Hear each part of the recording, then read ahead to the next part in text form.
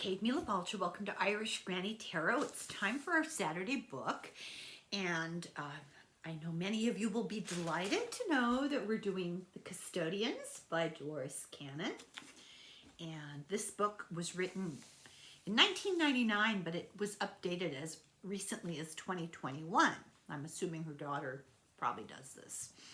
I want to go ahead and dive right into it. It's a continuation of many of her previous books, some of the same hypnotic subjects. And for anyone who hasn't heard my earlier videos on her other books, she has died, but she was a hypnotherapist, starting off working with people who had phobias and bad habits that they wanted to get rid of. And for every large number of people that she would regress, she would get a handful who came out with these very interesting past life stories, and sometimes it went beyond past earthly lives. So The Custodians goes into more detail about that, and it's a very interesting book. And for those who don't know, she accumulated decades and decades of transcripts of hypnotic sessions, dialogues between her and the subject, before she would collate the ones that contained a common thread and make a book out of them. So a lot of these people over time knew nothing about the previous people. There was no book out there by Dolores Cannon yet for them to get these stories, which makes it all the more intriguing that separated by decades, separated by continents, and not provided with internet access, because some of these go back to the 70s and 80s, and not provided with books because they hadn't been printed. The stories were remarkably similar and even weirder, built on each other. So let's get into it. Section 1, Chapter 1, A Change of Direction. So she says that her hypnosis practice took her down unexpected paths when moving from working with smokers and people who bit their nails. She found herself doing past life regressions. She'd used it first for health issues and family problems and phobias, that kind of thing. And it evolved, she discovered, into a style of hypnosis that was a little bit different. Excuse me. And started doing regressions. Now, she had always been interested in stories of UFOs and aliens, and she thought, well, maybe it's just intended to be a mystery, not really to be understood, just a mystery for us to think about and broaden our frame of reference. So on this one occasion, she was taken by a friend to a MUFON meeting, and MUFON is a mutual UFO network. People who are experiencers call them up, and they have trained investigators who come to your house, and you tell your story, and they collect the data, in a nutshell. So she met people who eventually led her to a form of hypnosis that allowed them to explore UFO experiences. And eventually, she was invited through contacts at MUFON to intentionally regress experiencers to see what came up. And the premise is that hypnosis allows you to access your subconscious, that everything that you go through, think, feel, experience is stored in your subconscious, but we're protected from the daily memory of all of that because it would be too much. So something is traumatic or painful or whatever, you may not know why you're having such feelings, and the reason is in your subconscious. However, good things are there too. Everything is there, but it's a way to access the difficult stuff. So she knew she'd have to refine her technique to overcome the particular subject at hand, who was a woman who had a lot of emotional and psychological blocks and was making it difficult to access her subconscious and the memories of her experience. What Dolores Cannon discovered is a lot of people who have experiences seem to have some sort of implanted post-hypnotic suggestion that they won't remember, and she had to overcome that. She also needed to come to terms, she said, with her own fear. Especially she'd do these hypnotic sessions and hear these stories about UFOs and ETs, and then she'd have to get in her car. She lived in the middle of nowhere, rural Arkansas, up a big mountain where nobody else lived, and she'd have to drive home alone at night, and she'd start to get kind of freaked out. So she worked with other experiencers, and eventually she saw patterns in the stories of abductions. And we're familiar with these. I'll just quickly run through the list. The little gray beings, the medical tests, the different humanoid ET presences, the curved room, like an operating room with the tables and the lights. These people are often shown a map or a book, and they are all often told you're not going to remember, but you will remember when the time is right. And many of them began these experiences in childhood, and many times it's generational, grandparents, aunts and uncles, cousins. So she'd been working with a guy called Phil. Phil pops up quite a bit. He was a good hypnotic subject. We're going to learn more about Phil at a later date, and it's quite interesting. So, oh, well, I'm giving away my little secret. She'd been working with Phil on what became the book, The Keeper of the Garden, so let's tantalize you. And she was told the theory of ancient astronauts, which is all too familiar now. It's on Netflix, you know, everybody knows about that. But at the time, this was very unusual. And, you know, the theory that some beings from another planet, possibly another dimension, came to Earth and seeded Earth, and the ETs watched us from the very beginning. And because these aliens don't want us to be traumatized by memories of all of this, people who they still interact with have their memories blocked, but it's not always entirely successful, and it starts bleeding through, and they start remembering bits and pieces. And she's later told that, yeah, that does happen because there's so much pollution in our environment that the chemicals are interfering with the brain processes that they use to block the memories.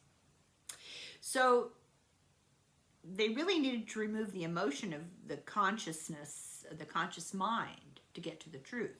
She did. She needed to remove the fear, the consciousness. And she says she's discovered that there was a much bigger picture, who or where we came from or are going, and what is our story is what she finally concludes, and that's the content of the book. There's some consensus, because there's debate, that it's a program of genetic manipulation that's been done on the orders of a higher authority who shall remain nameless. And it's often done with very kind of emotionally remote professional sort of distance. Like we'll tell kids, you know, you're going to go to the doctor, don't ask any questions, you wouldn't understand anyway. That's kind of how a lot of these people feel they are treated.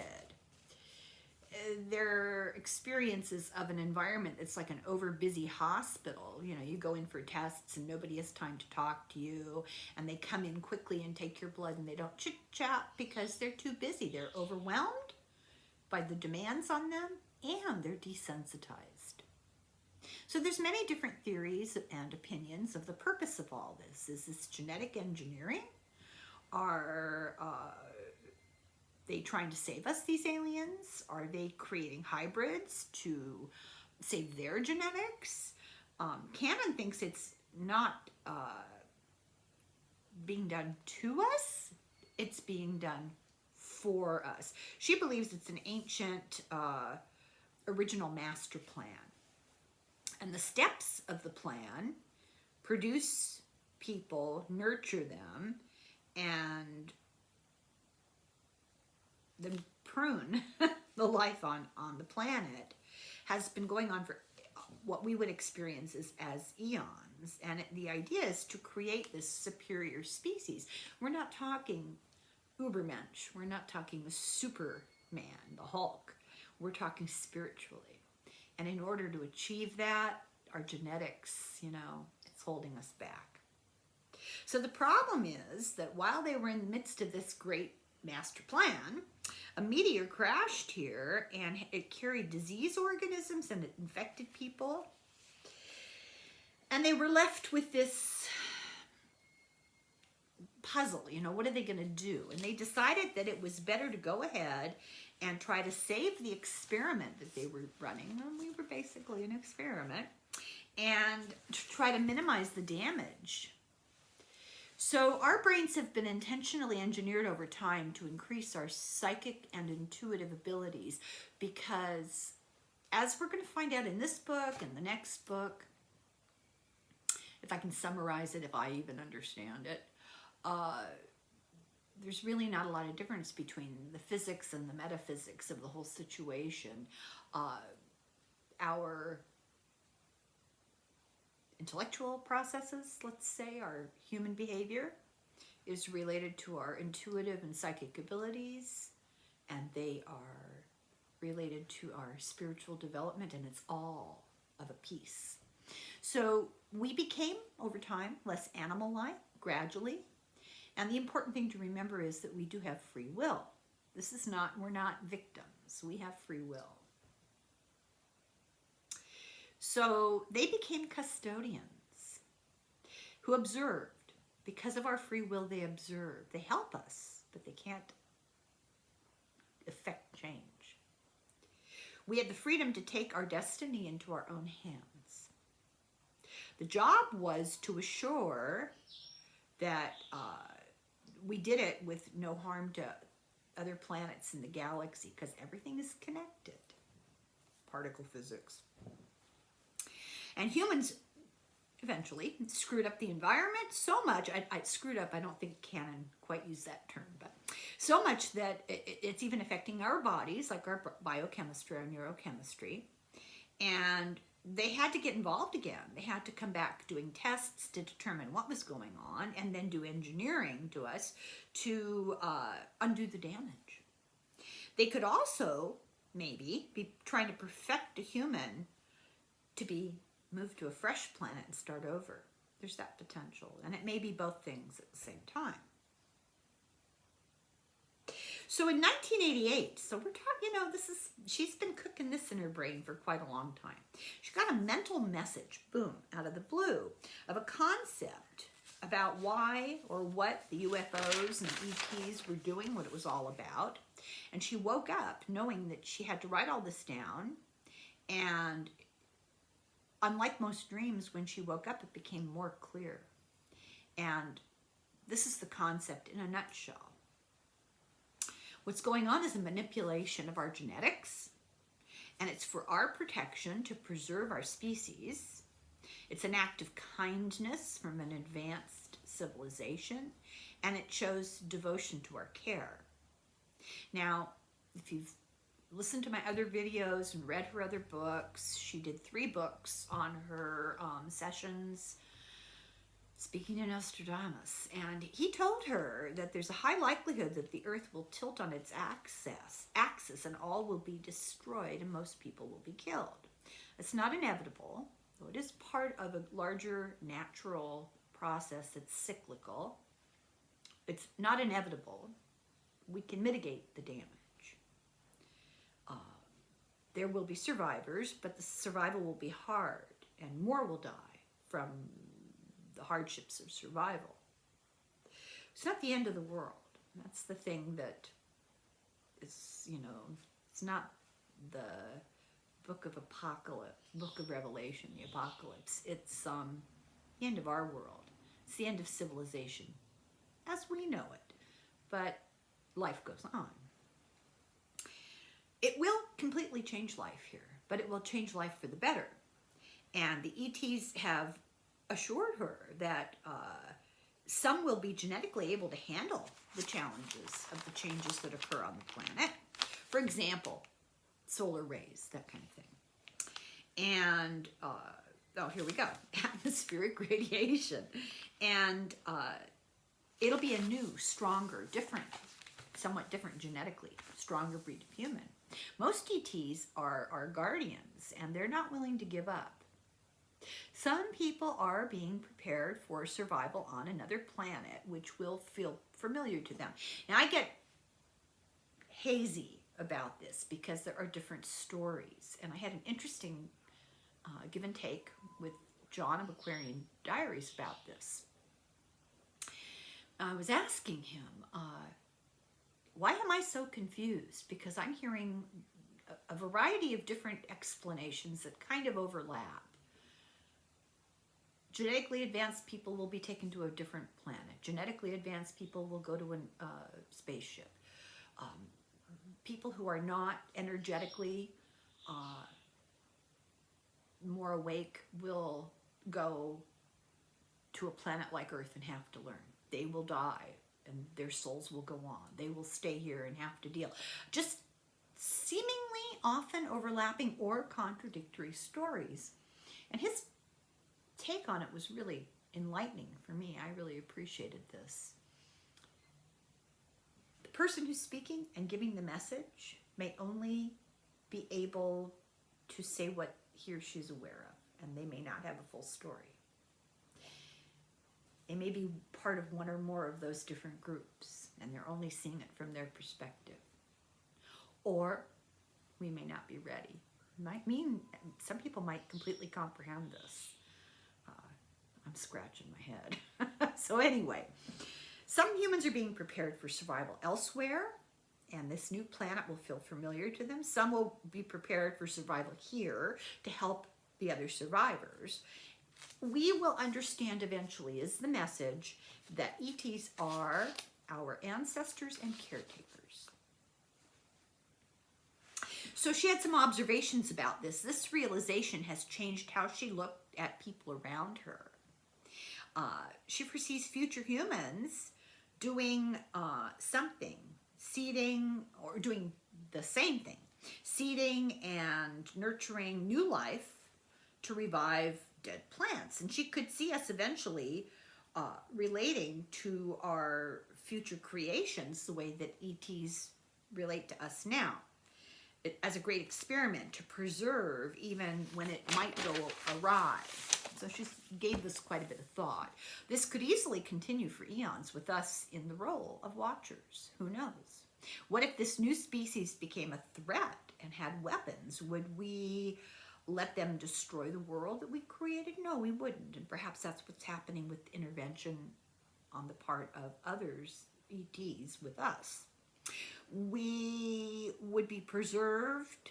We would be willing to preserve these specimens and tweak individuals in case we needed to move them to a new environment, maybe, to preserve the experiment. We might need to prevent our creation from destroying the planet because it might affect the larger system. So how do we know that this is not science fiction, but our real story? How do we know that? We don't know that. Knowledge is not worth anything if it can't be shared. So she felt that she needed to share this.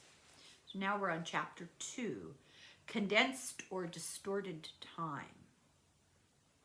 So condensed time, she says, we're trapped in a linear time. We're the only planet who found a way to measure something that doesn't exist. Condensed time is when things happen in far less time that would seem normal from our frame of reference. She's often been told that time is an illusion. It's a human invention. The ETs told her that we will not travel in space until we overcome our erroneous idea of time, that it's a major thing that keeps us trapped here. So we need to start thinking about that. All things happen simultaneously. What we would say linear, past, present, and future, no, all happening at the same time. Don't necessarily have the brain power to fully comprehend it, but we have to start challenging ourselves to think about it. We're very caught up in our narrow focus, and it's time to broaden our focus. And you don't start bench pressing 300 pounds, you start with little 5-pound hand weights. So we have to start thinking about it. We're so caught up in all of this, or our focus is so narrow. Maybe it would be different if we had 2 suns, or we didn't have to revolve. Maybe our whole perception of time would be different, but it's not. Here we are. So the beings that she's spoken with have broken free of time constraints, and because they don't think about in terms of time, they can travel across dimensions. And it will be possible for us eventually, but we just are not there yet. So we're being spoon-fed as much information as we can digest through her books. And she was told that her books will get more complicated. The information will become more challenging as more is told to her. And she may not always understand in book 1, but by book 5, there'll be a greater understanding. The ETs don't obey the laws of physics. Therefore, we think they're not real. Well, our laws of physics are what's not real. So what if we don't really understand physics? Our reality and our understanding are very limited. They're not all wrong. It's only partial. She's been told that UFOs can disappear by changing their vibratory level. That's, they travel dimensions higher and higher just by vibrating faster.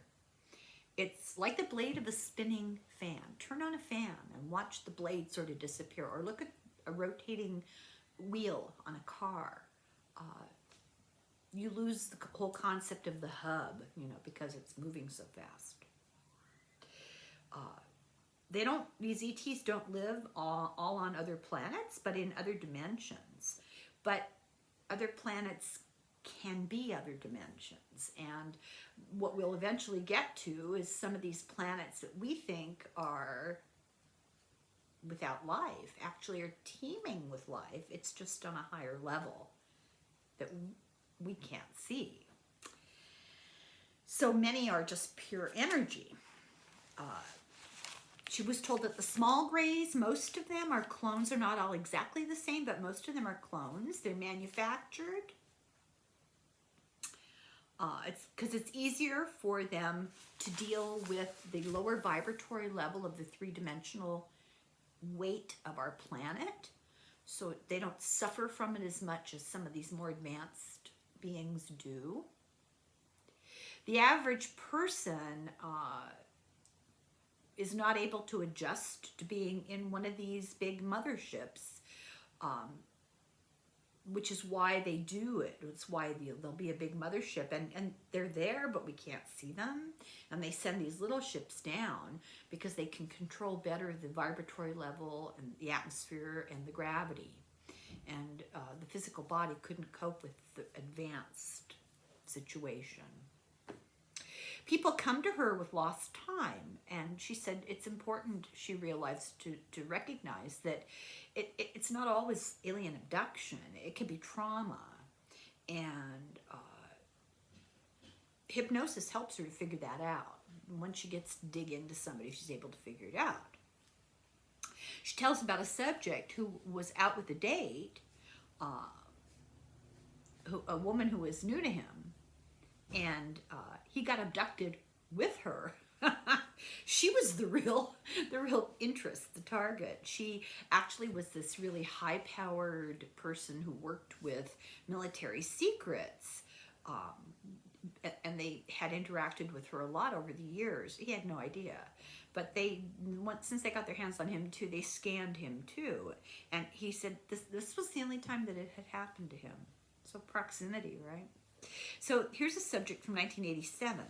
The woman reported driving alone at night at the normal speed, but a 45-minute trip was completed in 15 minutes. And this wasn't missing time. This was weirdly condensed time. As she got home and she went, how fast was I driving? That's insane. So she had seen under hypnosis, a weird bright light over a tree. And after this event, she began having precognitive dreams and noticeably increased psychic ability. So she talked with Cannon, and there were people who could verify that her times were accurate. She left wherever she was at work, I guess, specific time, saw her get in the car, saw her drive to the freeway, and the people who were there when she arrived home. The trip was strange, she said. Her experience of it, there was no traffic, there were no lights on the side of the highway, there were no house lights, there was no sound. And she did see this huge lit object, but then under hypnosis, we discovered that wasn't exactly what she saw. She claimed she saw roadkill ahead and stopped and saw a cat sitting in the middle of the road looking at her. And she realized that this cat was alive but frozen in mid-movement. So she drove past and got parallel to a huge object above the trees, and it disappeared by having the edges close into the middle. And then it was gone, like a giant camera lens closing, and it just disappeared. When she got home, her dogs in her pen outside were going nuts, and she said that was very unusual. These were not the kind of dogs that barked when she showed up. They were totally mellow and quiet. So she said she was having flashbacks, and she remembered something streaking across the sky to the point where she saw this object. And she remembered the flash of light in the middle of the road, and she refused hypnosis. She didn't want to deal with it, but this is the story. Then there's a subject called Eddie who remembered an event, but hypnosis produced more details. He was driving home in the country and saw an object hovering with a rotating band of light. A blue beam came from the bottom to the ground, and there was no sound. He saw a truck pass him by with neighbors and the kids, neighbors' kids in it. They drove by him like they didn't even see him, and they didn't even see the object. It was really weird. So he got back home, and he woke up his parents, but by the time they managed to wake up and come outside, the object had gone. And during the year, many people saw sightings of something, including cops in the area. He didn't tell anyone about it other than waking his parents up and saying, "Do you see something weird in the sky?" He didn't tell anybody about just the whole strange sense of people not seeing him and all that, for fear of being laughed at. Under hypnosis, he told the same basic story, but he discovered that he had been given a download of information by a word he used that she didn't know what it meant, and she looked it up. Controuvering, and I guess it has to do with getting information immediately into the cells of the body.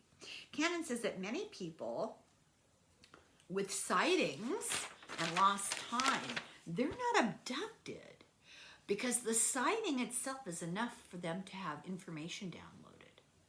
Yikes. So she's told it's easier to give information to vulnerable, naive, impressionable, unworldly, and not materially oriented people. It's like planting a seed. So when asked what kind of seed, she was told by this Eddie under trance, the seed of oneness. I am not separate. Oneness, not two but one. Planted in the psyche by light infusion. We are not created as two, but as one. So people are always on guard and can be stopped from their world by seeing craft or by looking in the eyes of an animal. It stops their world and they get an infusion of information. So, also, it can be done in dreams. Dreams that have an unusual character. So, they use the fear of being taken unawares to stop the person's world and to be able to have contact. But they don't intend to harm you. It's hard to wrap your head around that. A common part of a story that's shared is the other people passing in the truck saw nothing. That's a very common story. That's because the experience was only intended for him. Eddie had a number of stories of unusual encounters with wild animals, doves, coyotes, deer. Whitley Strieber calls these screen memories, and they're actually hiding from the conscious mind, the actual alien contact. Cannon thinks the contact doesn't have to be physical, that these are distractions to slow your world, to get you to focus so that the downloading of the information can happen into the subconscious. She had the experience of a huge owl. This is really interesting. She was, like I said, she lives in the middle of nowhere on a mountain in the country in Arkansas, a big winding road up a very, very uninhabited mountain, and came around a corner and there was a gigantic owl blocking the road, and it kept in front of her car, flying in front of her car. All the way to the driveway. She said it was huge and it wouldn't go away. And this is before UFO stuff and internet stuff and Whitley Strieber stuff became known. This was all news to her. It never occurred to her. She thought very little of it, except, wow, I've never seen such a big owl. Until 8 years later, she went to a natural history museum and she realized how huge and not natural the owl she had seen really was, and how similar to her experience had been to stories that she'd later heard from experiencers under hypnosis. So she had a number of subjects who had UFO sightings that included not being able to get others to pay attention. You know, they'd be walking down the street, they'd look up, there'd be a gigantic UFO, and they'd turn to all these other passersby, and nobody would pay attention. They go, look, look, or they'd be driving, and they go out the window to other drivers, look, and people just didn't even notice. Didn't notice that or them. So, did time stand still for them? Some seem to be moving in a different time than everything around them. Is it that they're at a different vibratory level? So we get to a subject called Valerie in 1975. She's in the car at night with a friend, and they see a light in the sky shaped like a huge umbrella, and it shot toward them. She raced towards the city, and she noticed there were no lights around them in the houses on the streets. This thing followed them, and they saw the light turn off as they approached. You know, they saw city lights turning off as they got close, like the Twilight Zone. The thing followed them. There were no animals, no people, no sounds. The lights went off, like I said. She said it was like a vacuum with no sound and no movement except for them. She tried to get near other people, so they drove to a mall with a 24-hour restaurant. But there was nobody there. No cars, no people, nothing in the mall. She decided to head for a friend's downtown office because she knew he was working late. And as they went in to the building, everything still, no sound, no movement, no people. And as they entered the building, everything returned to normal. So she took her girlfriend in the car home. And on her return trip from her friend's house, dropping her friend off, the weird light in the sky with the shape reappeared and paced her all the way home. And as she drove into her driveway, it sped away.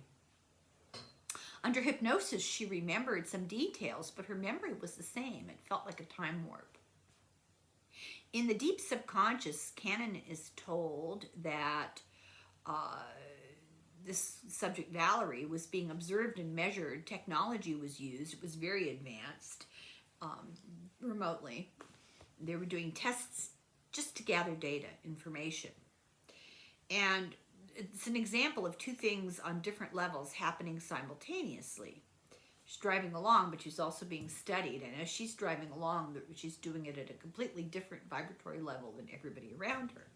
No lights and no people were for a brief moment, but others wouldn't notice. She experienced it as lasting a long time.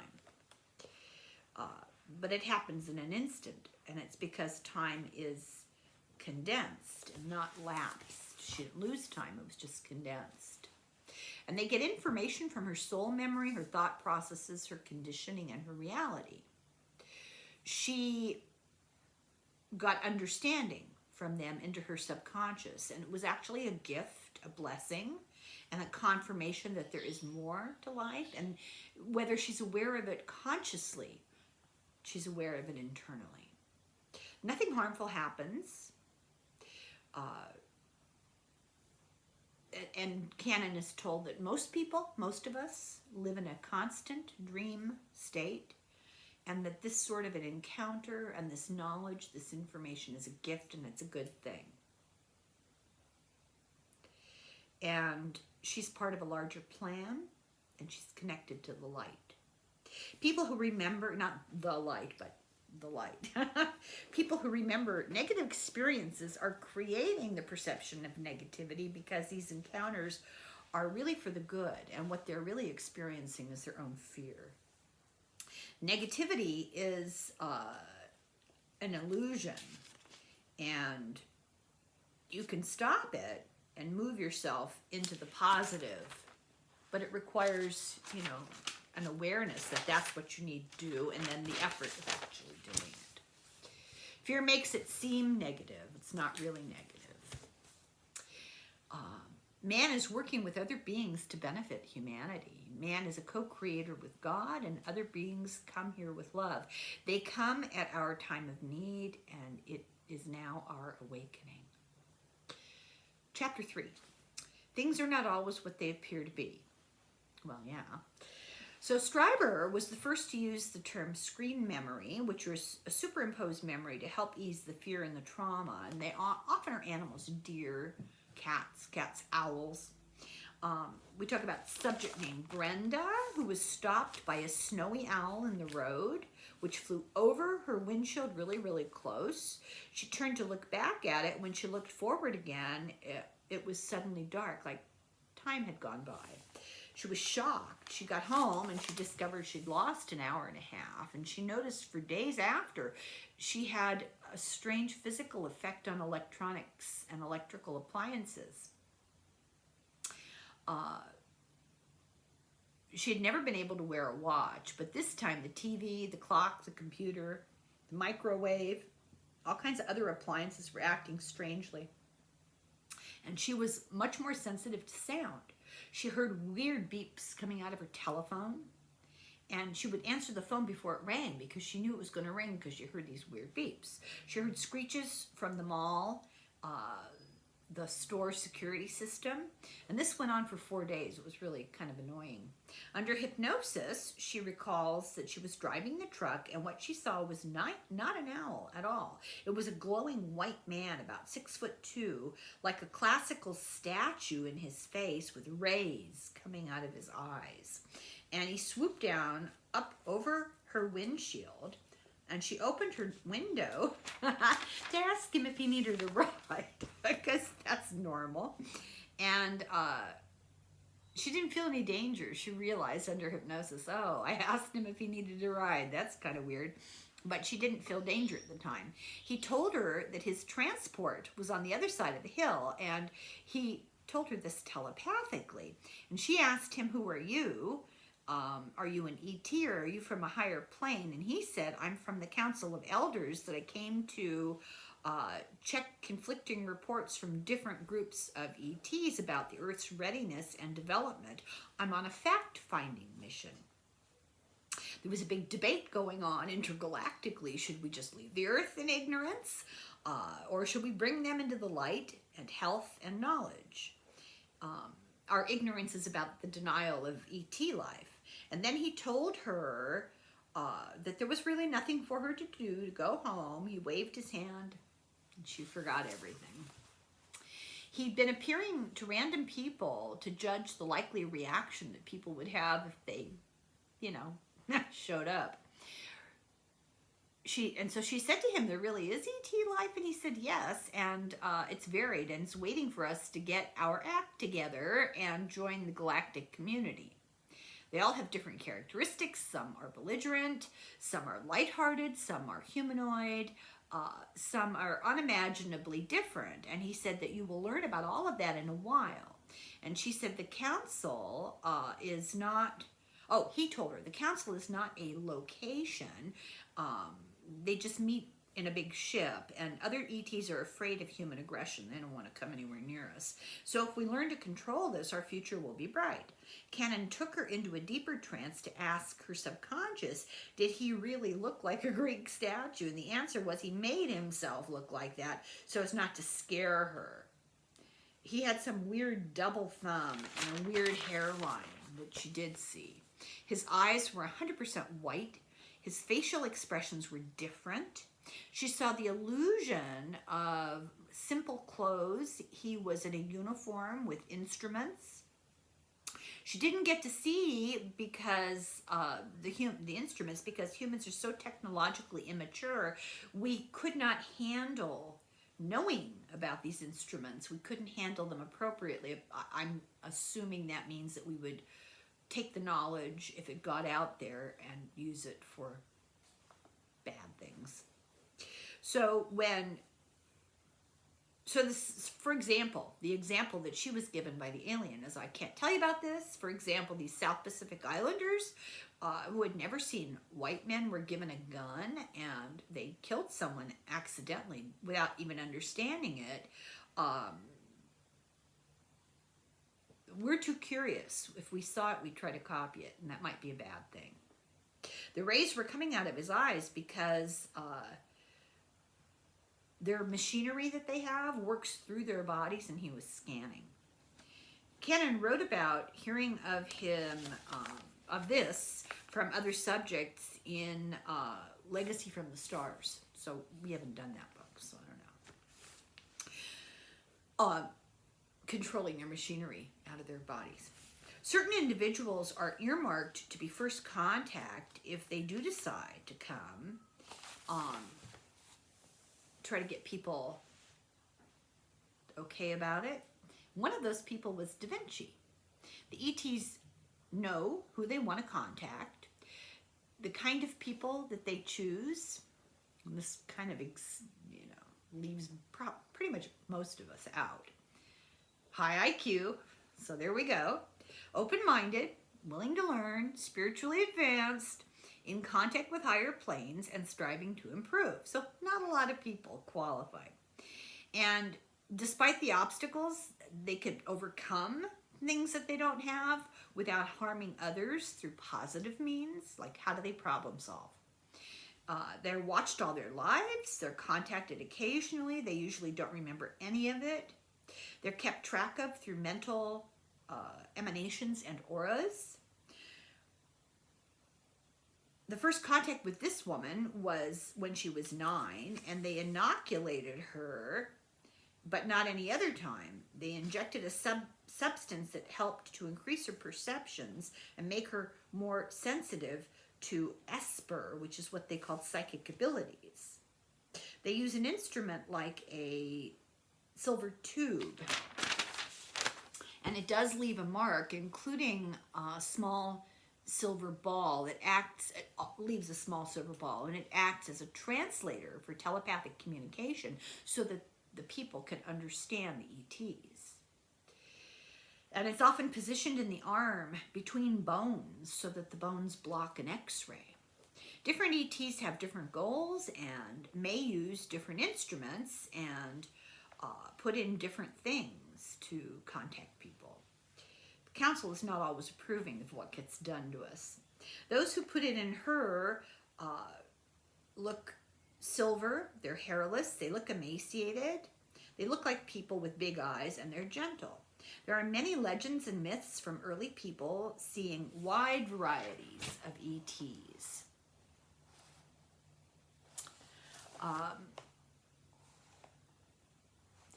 All this contact is supposed to be coordinated through the council, but it doesn't always happen, as I said. Abductions do happen in order to prepare people for possible human interaction with the galactic community. ETs need to develop cures for human diseases, so it's as much for their benefit often as for ours. They don't want to get sick. It's not really an abduction, it's an exam to collect information. And she was told the ETs are not emotionless. Some are just too focused at the moment, the job at hand, and some express emotions telepathically, not physically. So that if you're not capable of understanding telepathic communication, you'll think that they're emotionless because they don't use facial expressions. They're not a danger, they're not a threat, and they don't need to be feared. If another car had come by while all this was happening, nobody would have seen anything. Their perceptions would be altered by the ETs. So she will remember now, because now she's ready to remember. And she knows it's not an owl. The trouble Brenda had with electrical appliances was because she had extra energy in her aura from being in a higher vibration. She was exposed to higher energy. And the trouble with clocks that she has is because she actually, from childhood, perceives time differently. She had been to the doctor about a bump on her arm earlier, and he had no idea what it was. It took 8 weeks to heal. It was a small, about the size of a 50-cent piece. It got open and itchy and weird, and then it scabbed up and it healed over. Dr. Roger, God, what was his last name? He died. It was this doctor who started removing these things surgically. They actually did find things, and sometimes they'd put it in a petri dish and it would just poof, disappear. Chapter 4, Hidden Information in Dreams. Dreams are the subconscious at work while you're asleep. They're interpreting events, they're giving information with symbology. Some you remember that are more vivid. And when is a dream not a dream? If your life is okay, she said, don't worry about it. Just leave it be. If you explore your subconscious, you can't forget what you uncover, and you may not be remembering it for a good reason. So if you don't have emotional issues, family issues, phobias, trouble sleeping, whatever, then leave well enough alone and just try to lead a good life. But if you have issues that drive you to seek help, then looking into your subconscious may very well be worthwhile. You just don't know what you might uncover. Her goal is to try to put what's uncovered into a possible perspective. She says when the body sleeps, the soul is busy. It can go on adventures, it can be learning, it can travel for advice, but it always is connected to the body and must return to the body. And this, of course, is an out-of-body experience, which is different from the whole body being gone while you think you're asleep, which can happen. So when Cannon began investigating UFO subjects, she took a psychologist with her who could tell if a person was ill or attention-seeking or something wrong with them, And his name was John. And in a trance, he described an experience being in an Egyptian hotel where he woke standing by the bed. He was on a vacation, and they roomed them up together. He was with a stranger, and he woke up in the middle of the night standing by the side of the bed of his roommate, and there was a weird blue light in the room. And in his trance, he said, I heard a voice calling out my name, and this has happened before. And he remembered in trance that his body rose up, went through the ceiling, went through the roof, was capable of going through solids, ended up in a dim circular room, and he was standing before a huge glowing white tablet which contained lessons that he was absorbing. And what's so interesting is these stories are coming from pre-computer times, way before anybody had their own computer. My brother-in-law is an engineer, and we went to visit in the late 70s, and he had a computer and a table set up in his kitchen. And I feel like an idiot. I will never forget saying to him, well, why would you ever need a computer in your house? That's ridiculous. Famous last words. Anyway, he said that he had risen up before. He had gone through solids and been presented with information, seen other objects with writing on them. And he says, as soon as I read it, I forget it. It becomes a part of me. He says his entire body was teleported and he was being called out. The voice that called him made it possible. He wasn't doing it by himself. He describes a circular room that had a railing all around it, and there was gauges and panels on the walls. He was kind of in a sunken lower part. It was dim, and there was a crystal tablet that gave off the most light, and the walls and the floor were maybe made of rock, and he thought to himself, well, maybe we're inside the earth. See, he says he'd been to many rooms, auditoria, small rooms, library, and had gone floating to between these rooms. He had seen people, and he knew that they were people who at least used to be alive. Sometimes this involved a physical body, and sometimes it was an astral projection. But when he returned, he saw there was a pale blue beam coming down like a slide, and under trance he sees it, and he's coming down. And he said it broke down his body molecules and brought him right back. And he said it didn't feel bad, it felt good. So she asked him about, he had heart issues. And he told her, you know, my heart is getting old and it has problems and it's dying and it will stop soon. And she said, well, it did. He died shortly thereafter. Then there's the subject, Carrie, who was describing an out-of-body experience one night while getting ready for bed. She heard a voice from the corner of the ceiling calling her, and it wasn't out loud, it was telepathic. And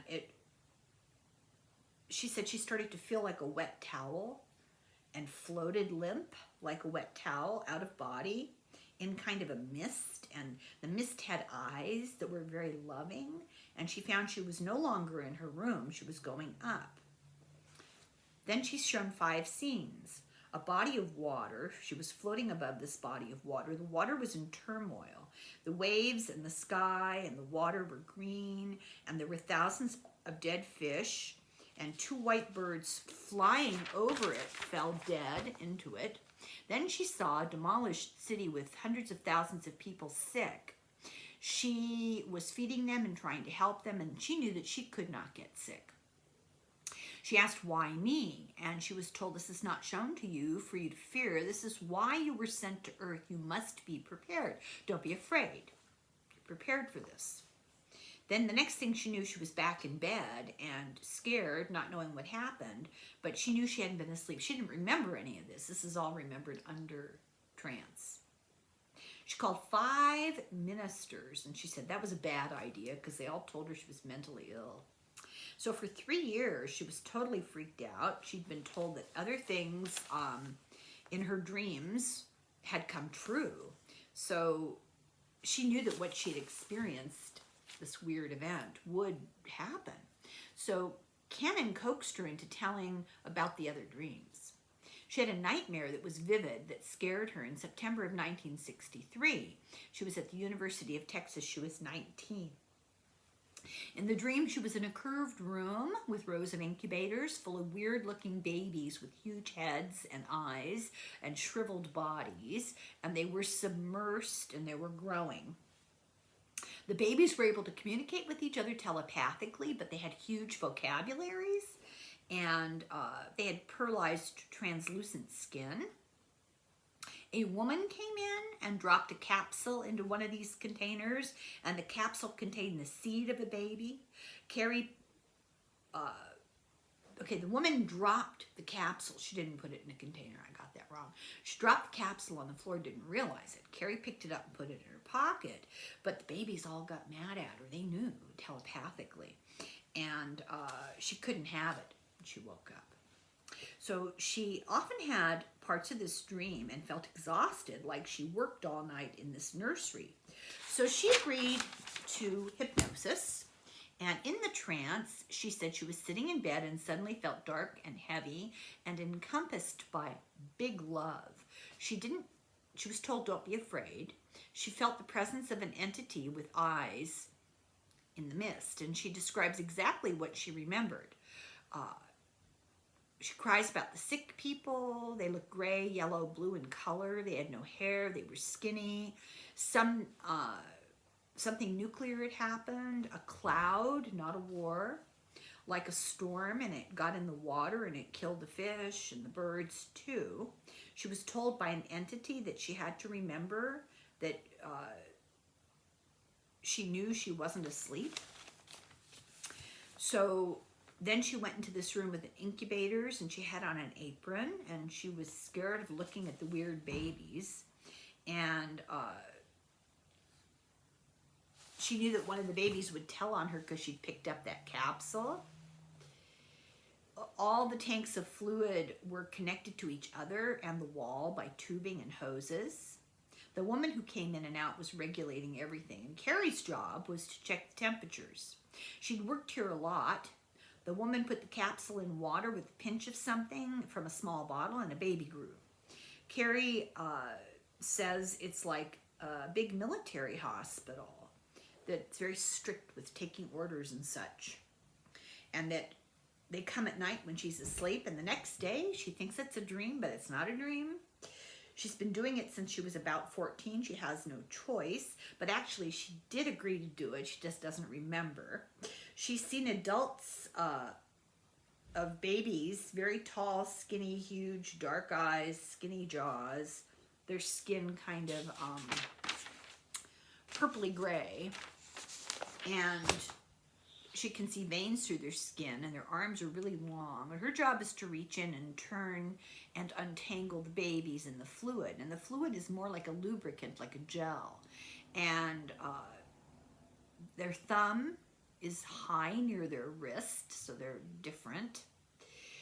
After her trance, she was able to draw the room and the babies because she was an artist, and Cannon didn't know what to make of this. Is this an underground facility? Is this a mothership? Her vision of death and destruction is common from the sessions that Cannon has done all over the world. And she has a subject named Leanne, who thought she had an ET interaction. So before hypnosis, her memory was of folding laundry late at night, and there was a shadow in the room from the corner of her eyes, not associated with any object casting a shadow, only a weird one was visible from the corner. And this is very common, according to Cannon, and a common way for an alien encounter to begin. The ETs enter from another dimension, and that's what they're really seeing. So she remembers saying, "Leave me alone tonight. I don't want to be bothered." It felt like an unusual thing to be saying to a shadow. So she finished her chore, took a shower, and fell asleep reading. Then she had an out-of-body experience where she was looking down on her body and knew it was an empty shell, knew that she was not inside of it, and suddenly found herself back in her body with a sound like a skill saw, one of those noisy things. She felt like she was hanging upside down, and felt some sort of an object in her throat, like she was going to vomit, and then suddenly realized she was back in bed with a bright light at the sliding door of the room. And she went outside, only it wasn't her pool area. It was a very bright table in a bright room, and people with brown skin running around, and she didn't know what to make of it. So she's terribly confused, and the story's somewhat confused because she didn't understand. Then suddenly found herself awake, and everything was normal, and 2 hours had passed. So under trance, the story is a little more elaborate. She's folding clothes and sees the shadows and falls asleep, and she was very resistant to talk about this to Cannon. She needed a lot of reassurance that it was okay to talk about it. But she was in a room, not at home, and things smelled funny, and she hears talking. She says their eyes are big. She says, "I'm disappointed. It's not a spiritual encounter." She's on a table. She's disappointed. This is all physical.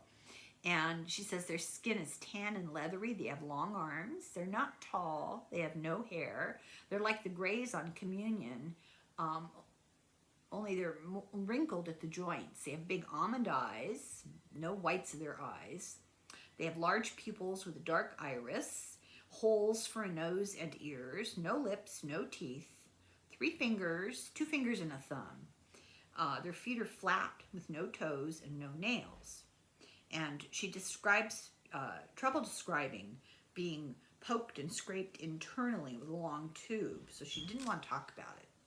And the room is built in drawers all along the walls, like pull-out counters and stuff.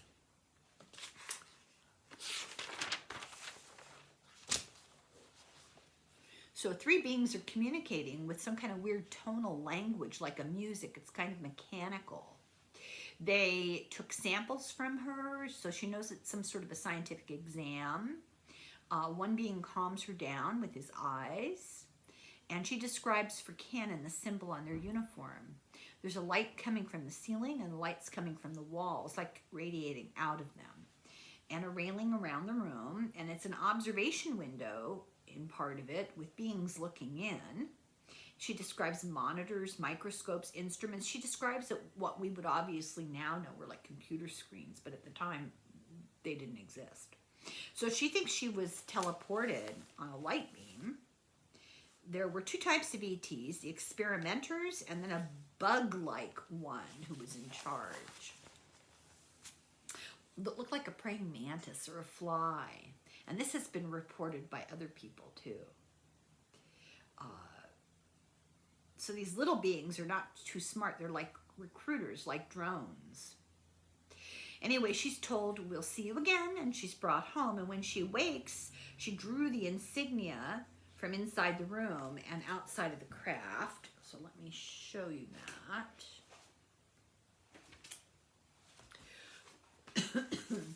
Excuse me. This is what it looked like on the inside.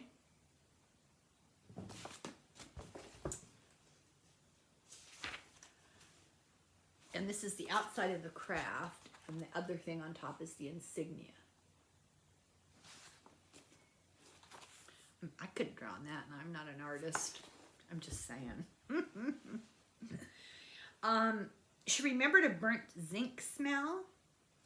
Leanne had expected a totally different experience. This wasn't what she'd fantasized. Like she said, she thought it would be religious, spiritual. She'd expected a spiritual, intellectual experience, and she feared her son may also get taken. Edith, who was 40-ish, had bulimia, a married 20-year-old. Her family was horrible to her. She had very low self-esteem, and she claimed that she'd had an ET experience, but Cannon was unsure. She remembered being in bed and approached by a figure, then ending up on a table with beings around, discussing her and saying, oh, there was too much blood loss. In trance, she says, something is by my bed. I saw a glowing diamond of light. Beings came in, one humanoid, three like globs of light.